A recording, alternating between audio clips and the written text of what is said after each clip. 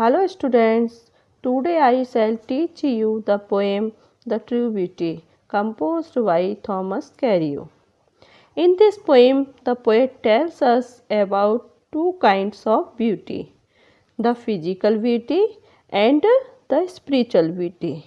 He gives more importance to spiritual beauty in the comparison of physical beauty. Physical beauty is based on outwardly appearance, so it is temporary. It decays with the passage of time, and spiritual beauty is everlasting. Now let us start the poem and see how the poet describes the true beauty.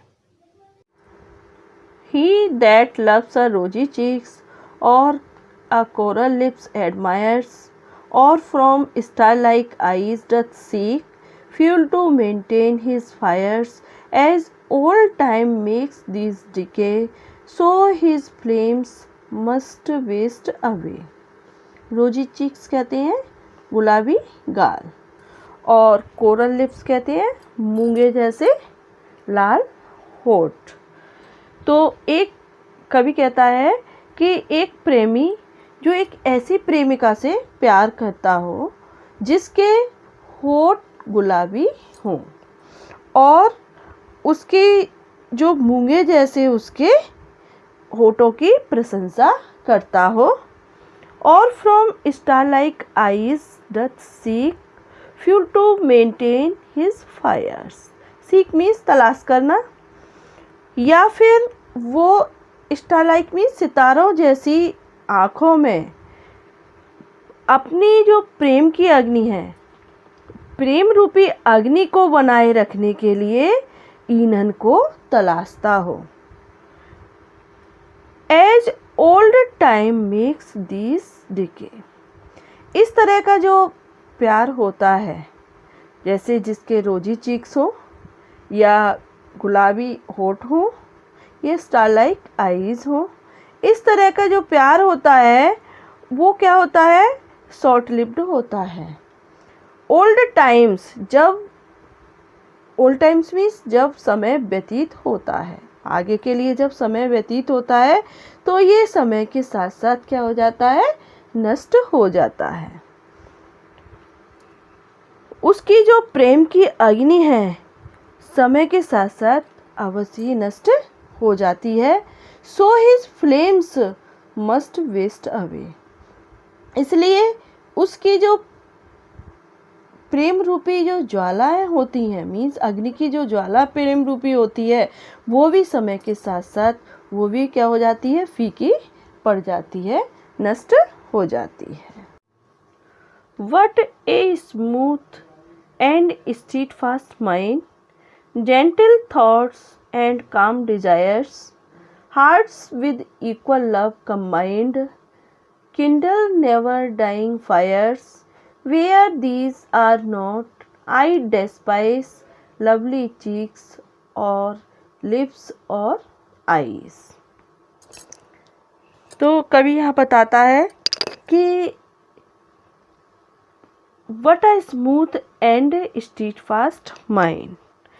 कवि कहता है कि जहाँ पर सदा smooth कहते हैं समान, एक समान रहने वाला, और स्टीडफास्ट कहते हैं फर्म, दृढ़।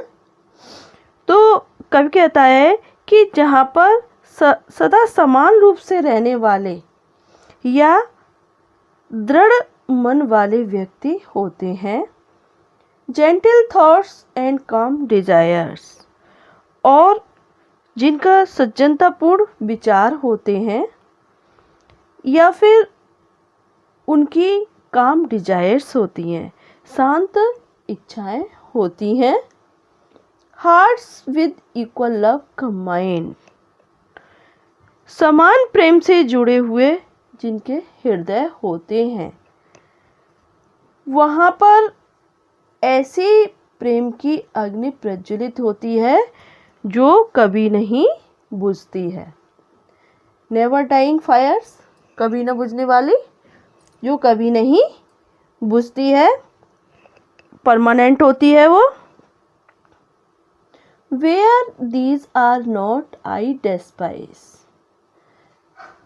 तो कवि कहता है कि जहाँ पर ये नहीं है, क्या नहीं है, ये स्पिरिचुअल क्वालिटीज़, जैसे ये जो है दृढ़ मन, सज्जनतापूर्ण विचार, शांत इच्छाएं, ये जहाँ पर नहीं होती हैं, तो मैं ऐसी चीज़ों से, लवली चीक्स, लिप्स और आईज, इनसे मैं घृणा करता हूँ। डेस्पाइस मीन्स घृणा करना।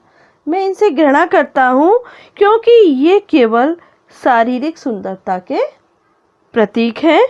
वास्तविक सुंदरता आध्यात्मिक और नैतिक गुणों को पैदा करने में होती है, जो नाशवान नहीं होती है, जो परमानेंट होती है। इस प्रकार से बच्चों पोएम यहाँ पर फिनिश होती है। इस पोएम के माध्यम से पोएट ने हमें यह समझाया कि outwardly appearances are deceptive. Means बाहरी जो दिखावा होता है, फिजिकल ब्यूटी, ये धोखेबाज होती है क्योंकि यह समय के साथ साथ नष्ट हो जाती है, और जो स्पिरिचुअल ब्यूटी होती है वो परमानेंट होती है क्योंकि it is an embodiment of virtues, क्योंकि वो सद्गुणों का क्या होता है, संग्रह होता है। तो इस तरह से बच्चों आपको पोएम अच्छे से समझ में आ गई होगी। Thank you.